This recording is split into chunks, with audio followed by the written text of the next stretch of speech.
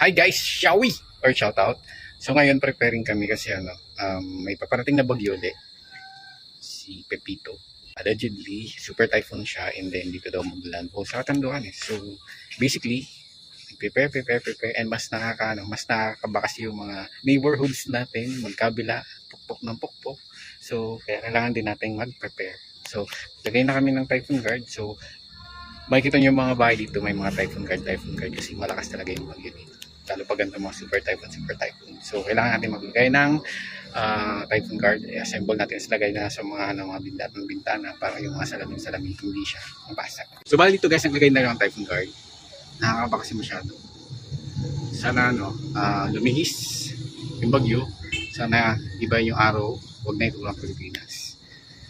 Huwag na tuyok ang Pilipinas, huwag na rin sa ibang lugar para hindi na nga manalasa. Pero merong buwan. May buwan. Pero hazy. Oh, hazy. Ayan. Madilim pa rin ang kalangitan. So ayan. Bagong bagyo. Tapos ito pala sa likod bahay. Ito yung farm ko. Ayan. May dami pang puno. Let's just watch out. Ayan. Guys, tingnan natin. And pinaglilinisan ko na pala yung mga gilid-gilid. Yan, yung mga drainer, tinanggalan ko na ng mga tapos yung styro, nandun pa yung styro. Helpful din yan kasi yung mga maliliit na daon dyan ko nilalagay habang may tubig yan. Tapos, bababa tayo. Ayan, lalagay ko na yung mga typhoon guard yan. Ayan, nakalagay na rin yung typhoon guard dito. Ayan, nakasalamin. Same goes here. Oh, same goes here. English. At the moment, yan yung sky, ganyan yung kulay, syempre sunset, pero sinasabi nila ng mga premonitions daw yan na pag may ganyan, merong bad omen. Just like what people say. So, ayan. Ayan siya guys, ang palibot for the bagyo. Pagdating dito, ganyan yung sky niya. Ang ganda ng kulay niya. And ako ay bababa for the pink. Ito nga guys at night. Ayan, may buwan pa rin. Ayan, easy nga lang. So ayan. Hello guys, good morning. November 15, Friday. Tapos maaraw na. Lumabas yung araw. Natin na natin. Pero makulim din. Maaraw na makulim din. Cloudy. Pero lumabas ang araw.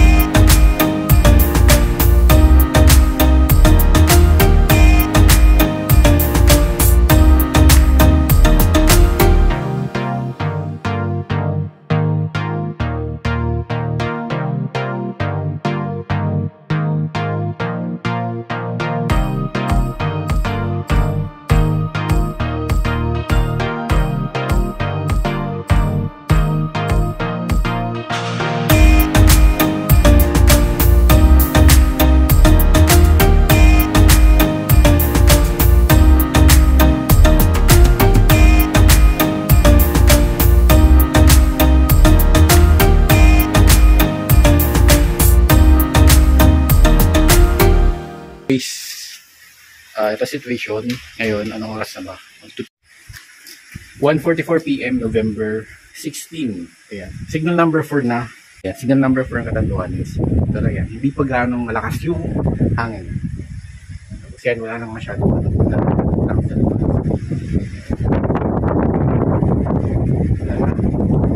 tapos buti naman nakapag-ayos na. Wala na yung mga tolda dyan. Nandun pa rin yung mga kahoy-kahoy. Narado na lang yung mga bahay. Prepared na yung mga tao. Sige.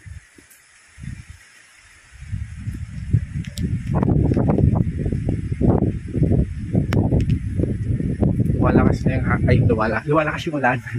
Kaya wala akong kayang bababa na. Sana wag mong lumakas. Nakataas na po yung signal number 5 dito sa Catanduanes. Pero ganito lang yung yung hangin, tapos konting ulan, pero dun sobrang dilim na. Sana wag lumakas. Signal number 5 po kami. Number 5. And wala na rin pala kami kuryente. Pinatay na yung linya ng kuryente. May tubig pa naman, pero walang kuryente. Pero ganyan lang siya. Sana wag na maglan. So nasa taas na lang siya.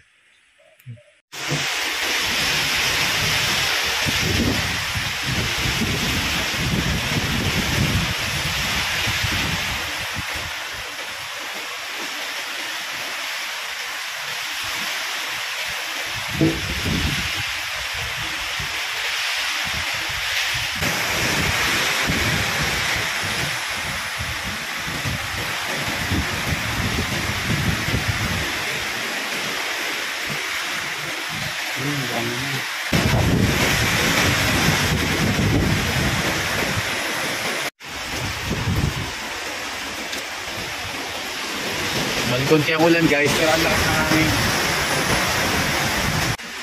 Kapag binivideoan ko siya, hina niya, humihina. Pero pag hindi ako naka-video, ang lakas-lakas. Palibig lang ako sa pili na gano'n. Didepend.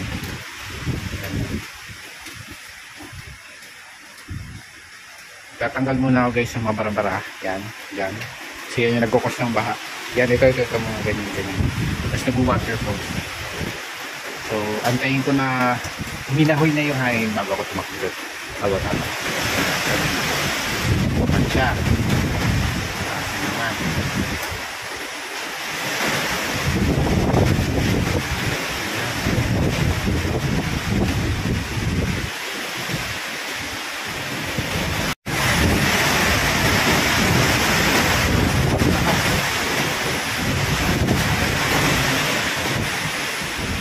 Hindi lang natin makitakaan sa pinagay. Sobrang panahon na yan.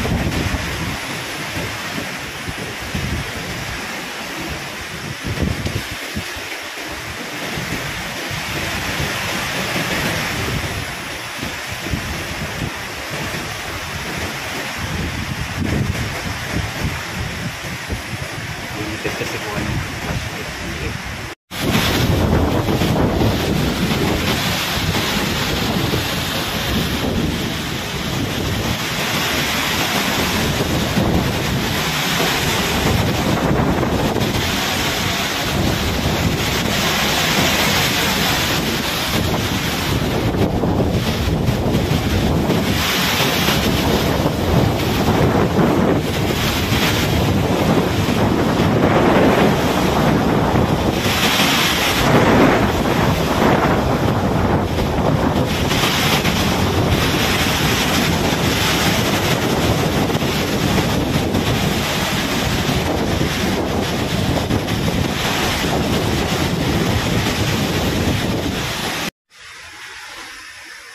And guys, hindi na makalabas kasi masyado nang malakas yung hangin. Kanina pag ako ng video. Labo, makalabas. Kanina pag ako ng video, tatangayin ako ng hangin kaya sabi ko pa. So from time to time, ginagawa ko na lang. Pag halimbawa mahina. Halimbawa mahina na yung Pag humingi na yung hangin, yun, tumatakbo at tinatagal. Huwag lang sana. Huwag lang lumakas. Yun. So, yan, kung maririnig nyo. Ganyan kalakas. Lalo na pag lalabas ko kasi kung nakikita nyo yung nakikita ko, ang lakas. Dito kasi sa loob, hindi mo ramdam. Maririnig mo, pero pag lumabas ka, maganon-ganon na yung pinto. Okay guys, kumakain ko. Papakain na yun. Sumisipol yung akin. Tapos dito, malakas na yung tubig. Ayan.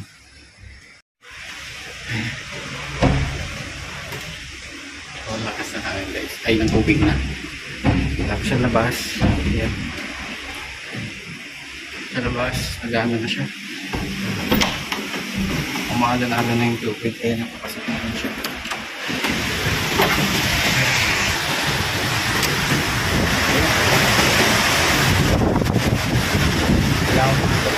Hindi na masyado, hindi kami na flashlight ko, ayan. Wala ako siyang dito. Pero guys, sobrang basa na dito, bahang-baha na. Sobrang lakas ng ulan. Hindi ko na mapuntahan dun sa labas kasi ayan. Hindi ko na mapuntahan sa labas kasi sobrang lakas ng hangin tsaka ng ulan. Nililipad-lipad na ako kahit nasa loob ay nasa ilalim na ako. Yan, waterfalls na dito. Ayan, basta na siya. Waterfalls na siya.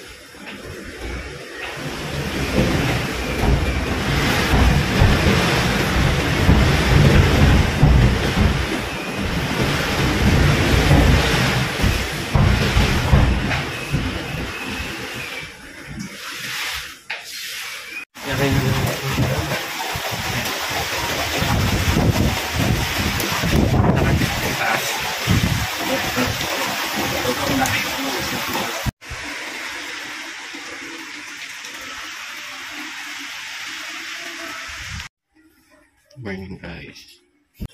Ito na, ang liwanag na. 5:39 na umaga. Tapos ito yung bunga. Kulay pink na naman yung kulay pink na may orange. Naku po. Ayan. Ay. Grabe. Ang liwanag. Sobrang Ayan nangyari. Naputol yung kahoy dito. Ayan. Ang daming naputol na kahoy. Ayan. Nangyari pala kagabi kaya humupoy ang baka kasi ginawa ko na ng paraan. Sinira ko. Ayan, sinira ko yung isa. Para tuloy-tuloy. Bali ito. Isa lang. Ayan. Liwanag. Ang dami-dami. Hindi naman masyadong madami.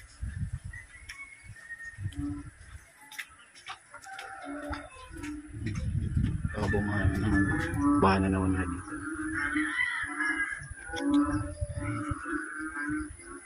Dami po nakawin dito sa likod. Naulan pa din. Pero akit tayo mamaya po. Gising ko lang. Pero lumiwanag yung paligid kasi ang daming putol na. Tapos ang kagabi pala, hindi na ako masyadong lumabas nung mga kalagitan ng banda kasi nandun ako sa dulo. Tapos nakatago ako, doon talaga yung parang pinakasafe. So, itong styro na yan, yung styrofoam na yan. Natakot na kasi yung styrofoam niya umakit pa ganyan. Nilipad na nga pag ganyan, umiikot, tapos bumababa ulit. Baka parang may kasamang tigil. Pero ano lang, bumababa na makaguligulo. So nakita nyo, medyo kulay pink kanina kasi nawala na naman siya. Hindi na naman. Kulay violet na naman. Yan, mula na naman. Yan, ang dami. Dito naman, dito ako umakyat kagabi. Kasi sobrang taas na rin ang tubig dito. Sabi ko parang wala nang lumalabas na na tubig dun sa PVC sa baba. Tapos nakita ko, umapon dito. Sabi ko ay, bahan na dito. Yun nga, bahan na. Punong-puno na yung tubig. Hanggang dito na. Ganyan na siya. Pag-akyat ko dito, lakas-lakas ng hangin. Sobrang lakas ng hangin pati. Tubig, ang taas na. Tapos ganito nangyari to. Barado. Tinanggal ko to kahit sobrang lakas na takbo talaga. Tumakbo lang. Sobrang balihan na siya guys. Sa likod bahay, natumba nga yung puno. Ang daming tumbang puno dito sa likod. Nabiwanag yung likod. Kitang-kita nyo na yung kung gaano kalaki yung farm. Hindi naman dito. Tanggayin ko na. Nawala na yung mga puno. Bahan-bahan naman sa kapitbahay. Sa kapitbahay din lahat. So lumabas kasi nauna. Kaya na yung buwan ay buwan ng araw. Kanina kulay pink kasi dito pa yung araw naman kasi kung lumabas. Ayan guys. Sobrang lumiwanag na kitang-kita na yung mga kabahayan dyan. Dati pag nag-vlog ako, hindi nakikita yung mga bahay-bahay dyan. Ngayon ayat kitang-kita na sila. Yan yung mga bahay-bahay dyan sa likod. Tapos ayun, kitang-kita na rin yung katabi namin boarding house. Yan. Ang dumi ng iniwan. Grabe naman. Okay naman at safe tayo. Sana okay din yung mga tao sa baba. Bababa tayo, tingnan natin. Pero bakit parang ang linis ng daan? Ang linis ng daan na. At nababa tayo guys.